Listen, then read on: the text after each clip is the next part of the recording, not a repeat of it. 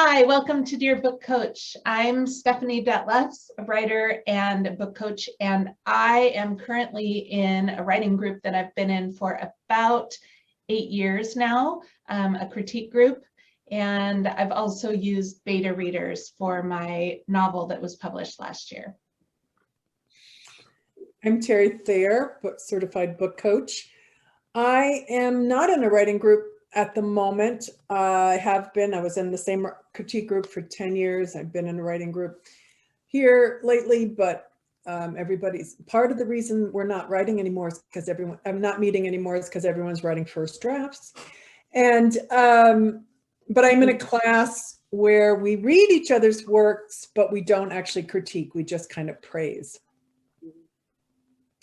Hi, I'm Carrie Savage, writer and certified book coach. I am in a writing group, the same writing group for about 5 years now, I think. And I've also taken a bunch of classes. I'm lucky enough to live in Boston area, which has Grub Street, one of the best creative writing nonprofits in the country. And so I've taken a lot of classes there, workshop type classes. So gotten feedback in a few different ways. Yay for Grub Street. Yay for Grub Street. Shout out. This is a friendly advice space as you plan, draft, and revise your novel. In each video, we answer one question submitted by a writer like you with 3 different points of view, and you get to pick the one that resonates with you. And the reason we were talking about how we get feedback on our writing right now and in the recent past is because of today's question, which is from Caroline. Dear book coach, I've been working on my first draft for a while now, and I feel like it's time for someone else to look at it. I'm actually scared to ask anyone because although I'm sure they'll be supportive, I'm afraid they'll tell me they don't like it, or they'll tell me that they do like it, but not give me any useful suggestions because they're afraid to hurt my feelings. Help. Terry, what do you think about that?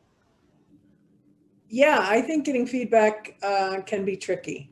And I feel, especially since you're talking about a first draft, I think I might answer this question differently if you were at a different point in your writing.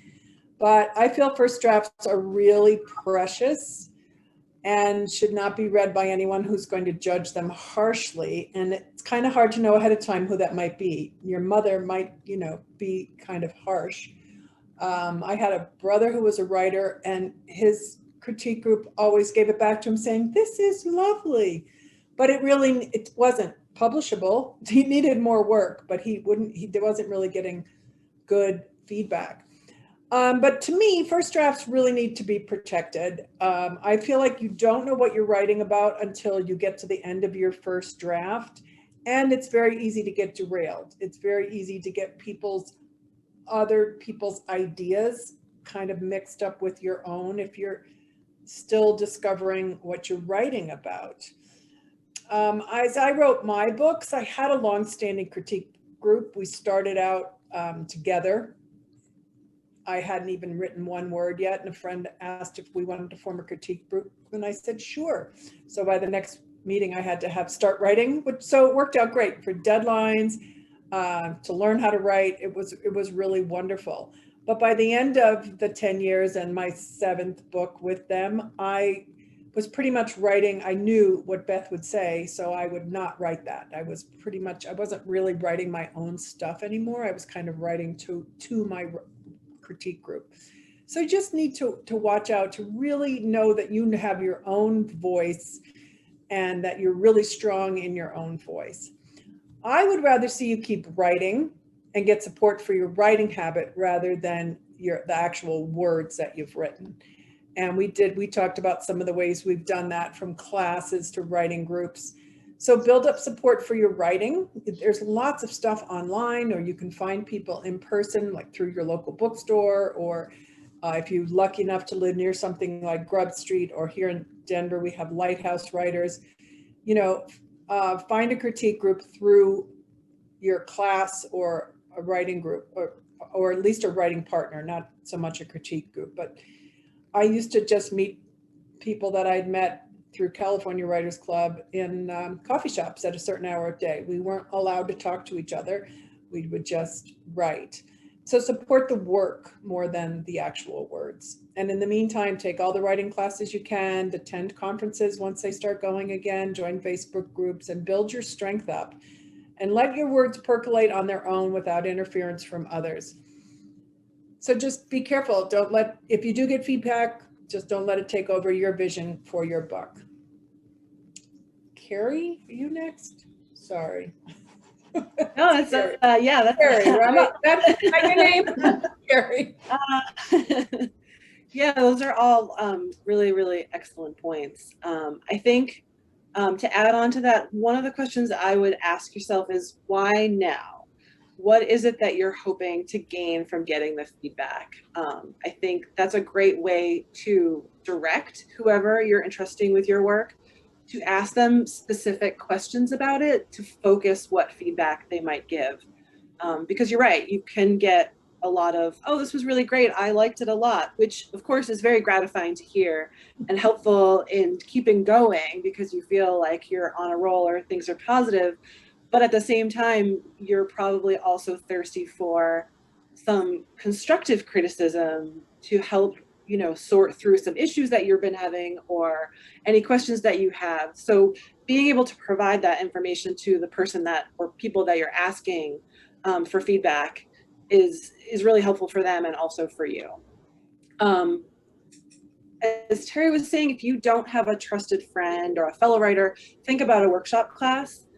I am a little hesitant about this feedback only because I have heard a lot of stories, second, third hand, of people who've had really bad experiences in workshops, and that's just terrible. And it makes my heart hurt every time because it should be a really safe space for everybody. And I know the classes that I've been in, I guess I've just been pretty lucky, but I think the people that have taught them have been really conscious of making sure that it's a supportive space, it's a positive space.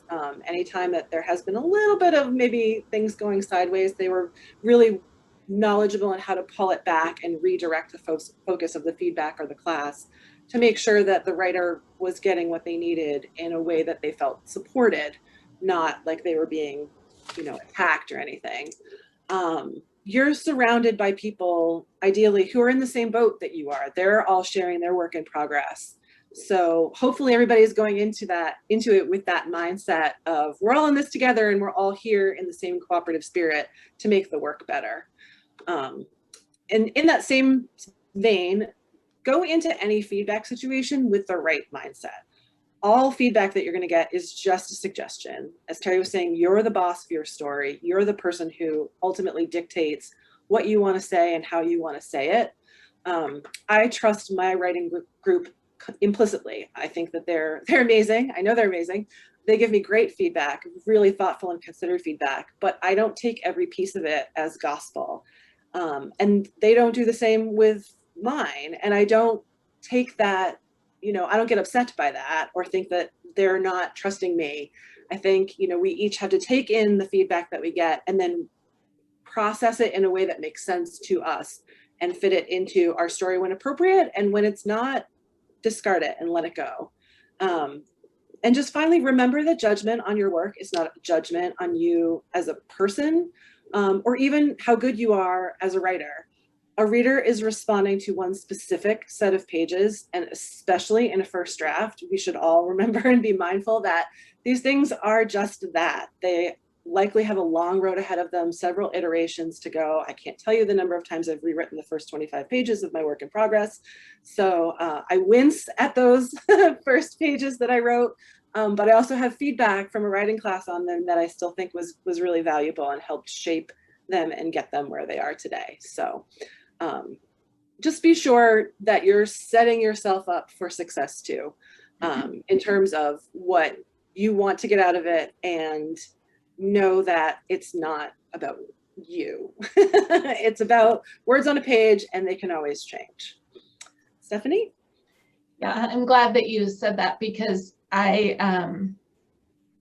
think that's the most important part of all of this, no matter what stage of the writing process you're in.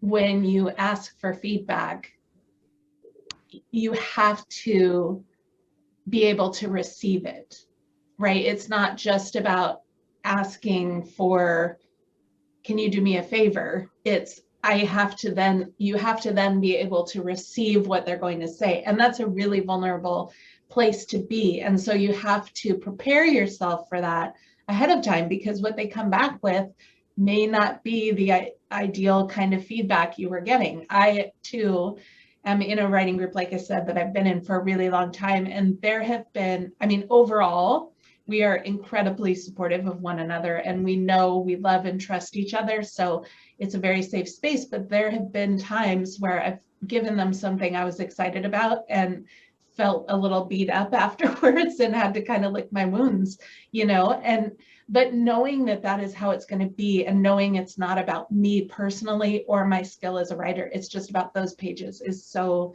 key. I have a little bit of a different take as than Terry. I completely understand, Terry, what you're saying about first drafts being precious. They're like little, you know, ducklings. You just want to kind of keep them safe before they can fly. And yes, I agree with that. Like really early pages, don't share those with people maybe, but I actually do encourage people to try to get feedback in little doses pretty early on, for no other reason than to get used to putting our writing out into the world. Because there are a lot of writers that, you know, we have this vision of a writer kind of huddled up in a house in the woods writing, and nobody's looking at it, and nobody's looking at it, and then they ship it off and it gets published and becomes a bestseller.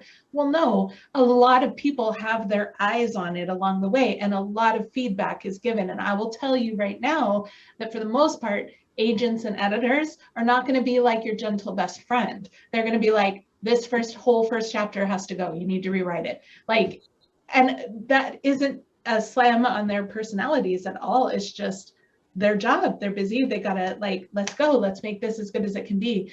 So having that be your first round of feedback, probably not the best idea. So I urge people to get little doses, kind of to build the strength of your spine as you go, so that the more and more intense the feedback becomes, the more and more important the feedback becomes as you get down the road, the more easily you're able to take it. It's kind of like building that muscle of receiving feedback. That said, I'm going to agree with what Terry and Carrie have already said, which is that you have to be really careful about who you choose to give you feedback and why you're asking them and what it is that you want from them. So not only do you have to carefully choose someone who's going to be both honest and kind, that's a pretty key, because if they're not honest, it's not going to be useful. And if they're not kind, it's going to break your heart. So a little bit of both. Not only do you have to know who you're going to ask, but you have to know what you want from them. If you just hand them 20 pages and say, can you read this and tell me what you think? Depending on who they are, they're going to have a variety of ways that they approach that. But if you're looking for, does the overall story make sense? Is the tone okay? Like, ask the questions that you want to know. At this point, you're not looking for, in the early stages, you're not necessarily looking for, well, you're definitely not looking for things like line edits and word choice and things like that. That mostly doesn't matter at this point. What matters is, are there big holes in the story? How is the tone? How is the overall cause and effect trajectory of the story? Those kinds of things. And you have to know what you want from them. Give them a little bit of guidance. They'll appreciate it too. And ask, like I just was saying, ask for the kind of feedback that is appropriate for the stage of writing you're in. So in the early stages, in the first drafts, you're going to be looking for big picture feedback. In the later stages, you're going to be looking to get a little more granular and specific. So that is what I have to say about it. I could talk about feedback all day long. Well, you know, and as you were talking, I was thinking about those questions that you want to ask somebody is also a way to look at your writing more critically. So what I found when I wrote my first draft is what I thought was on the page was not there at all, you know, so that was, so if I had been able to think about what am I trying to get across, and then ask that, then I think it is a way to look at your own work a little more critically, which is always good. And I just to put a plug in for book coaching, a book coach is a safe space to have a first draft looked at, and it will be kind, but yet it will be honest, and you'll know the person that you're getting feedback from knows what a good structure of a book is, knows your genre, et cetera, et cetera. So Yeah. just to plug book coaching in general, we're great at feedback. So. Yeah. So that's it for today. We hope you found an answer that made sense to you at this point in your life, at this point in your writing. Remember, you can submit a question anytime at dearbookcoach.com. See you next time. Bye.